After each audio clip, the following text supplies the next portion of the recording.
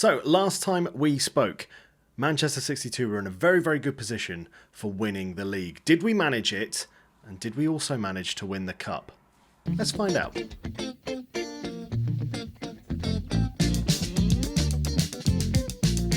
Hello, my name is D-Boy Plays and welcome back to another On The Med update. Yes, as mentioned, we were in a very, very good position for winning the league and we only went and did it rather convincingly as well. Managed to win the whole thing by 15 points. Unbelievable performance from the boys. I mean, look at that run of games there.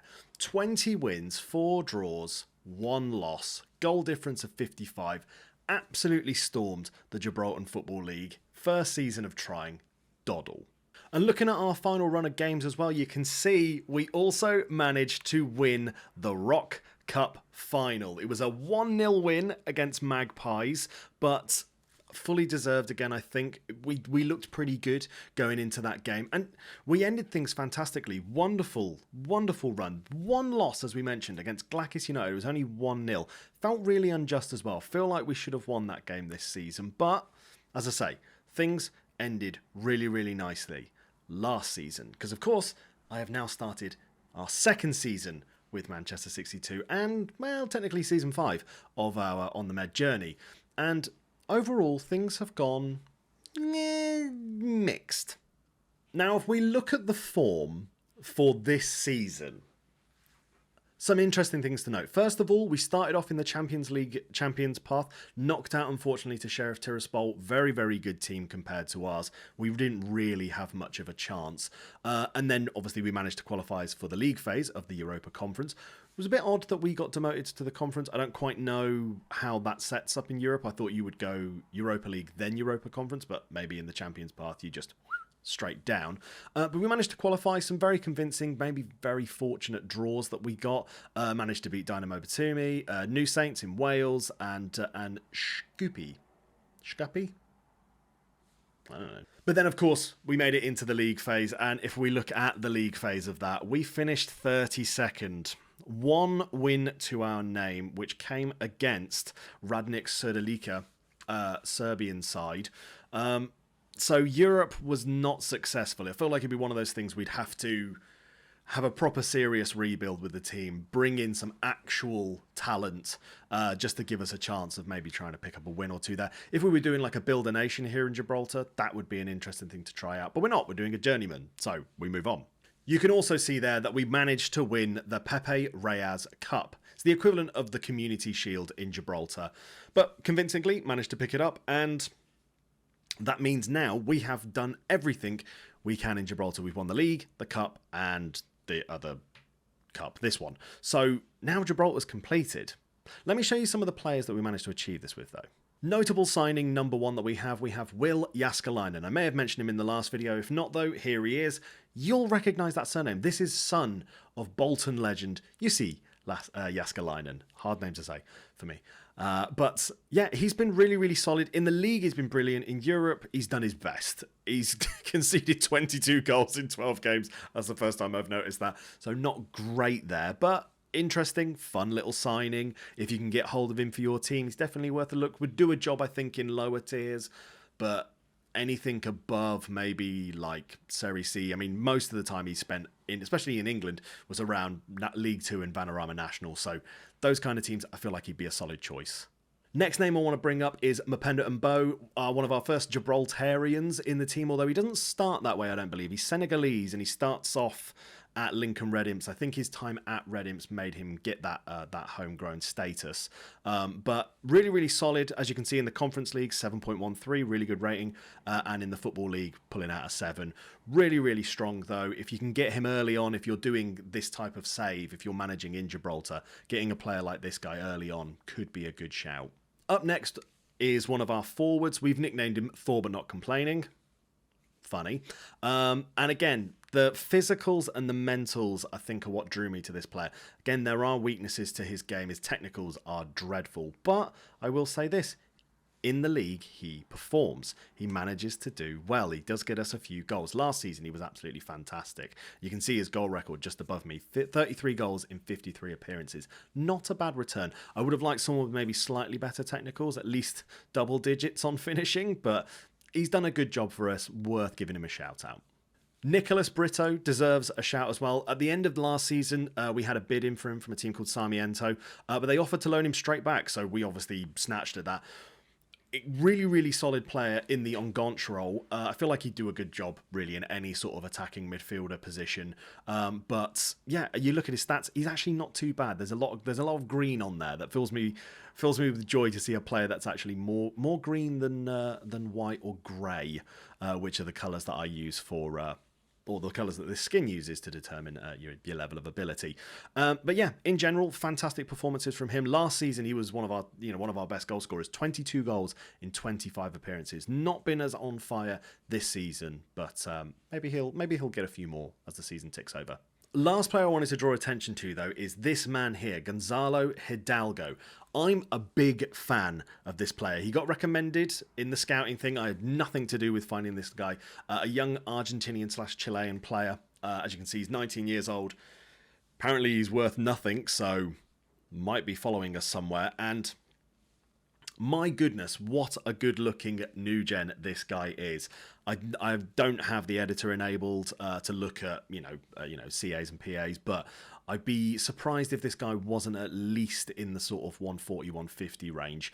Yeah, some really, really nice stats on there. He comes as a centre mid, but we thought, oh, maybe he'll do well as an attacking midfielder. Maybe he could double up as a backup for the Enganche role. We played him there. He got a hat-trick on his debut. Then we ran short of strikers, so we chucked him up front. And he started scoring goals up there as well. So I'm very optimistic. Again, keep an eye on this man. There's a strong chance he'll be following us around to a few places at least on this save. But there, Gonzalo Hidalgo. Rate my new gen. And there, if you look at that, you can see this is the current point that we're at with Manchester 62. Top of the league with 30 points after 11 games, although I feel like Magpies will probably jump over us after their next fixture. Knocked out in the league phase of the Europa Conference League. We've won the Pepe Reyes Cup, and obviously the Rock Cup is coming up a bit later. We did make a very important decision over on Twitch, though. As mentioned already, we've achieved everything we need to in Gibraltar. So we figured it was time for a change. My manager was missing the Balkan area of Europe, and he really wanted to go and hang out in that area. And fortunately, a club came up. And now D-Boy Plays is the new manager of NK Istra 1961. Some fun information about this team. They're about an hour's drive from NK Dakani, so maybe I can bring in a few players that we had there that we like the look of. Gonzalo Hidalgo may also make a move over here. Big fan of him. There are some issues, though, with the team that we definitely need to address. Number one is they are rock bottom of the league with minus 20 goal difference and 13 points. Not the best start to this sort of thing. When I've done Journeyman saves before, I've never really stopped managing a team mid-season and moved on. I've always waited until the end of a season before moving on. This is the first time I've been presented this sort of challenge. Can we save Istra from relegation? That's job number one. I'm not optimistic, but we're going to have a good time anyway. And if you look at how things have been for them, my goodness, just an absolutely torrid run of form. I've no idea why this has happened. Let's have a little look at the team. The team, what you can put together, which I'll show you the tactic I've come up with in a moment. It's ridiculous. The team in general isn't bad, but they do have, first of all, far too many players, and second of all, far too many players that are just not good enough for this league. So I imagine if we can, work our way through the season, save them from relegation, we're going to be getting rid of a lot of deadwood and just trying to rebuild them, bring in some good Croatian talent. But yeah, let's talk about the tactic we're going to try here. We haven't managed them yet, and we set this up on stream as like, what's the best we could do with what we've got? Let me show you the squircle. So here it is. Here's the squircle. Squared up. We're experimenting, okay? We're trying new things. To me at least, it's kind of interesting, right? I feel like there could be some fun things that happen with it. If we look at the analysis of it, in general, things are covered. Positions and areas of the pitch have been taken care of. There's part of me that, now I'm looking at this, if there was a if there were any tweaks, maybe if I put these back to just wing backs, does that help at all? Not really. Maybe complete wing back is the one we want then. But you can see what we've got here. We've got a 2-3-2-2-1, maybe, or a 2-3-2-3 it would be labelled as.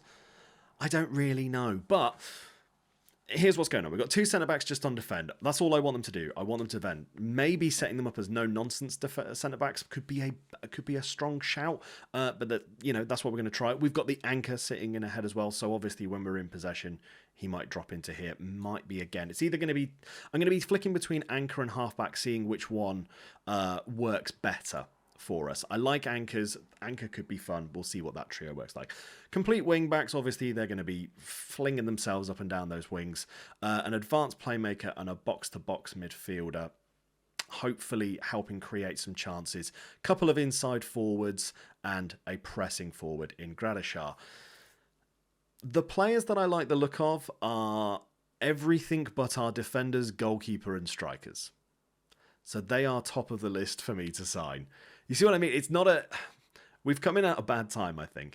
But I hope that the Squircle does well. We've made sure that we've kept things relatively simple over here. It is Gegenpress style, so maybe it'll be optimistic. The best way to see if this tactic actually works for us, though, is to come over to Twitch and hang out with me and come and see what's going on in Istra. Come and hang out. Come be part of the journey. It's been very fun so far, and this could be the first one that's an absolute nightmare, so that'll be entertaining at least.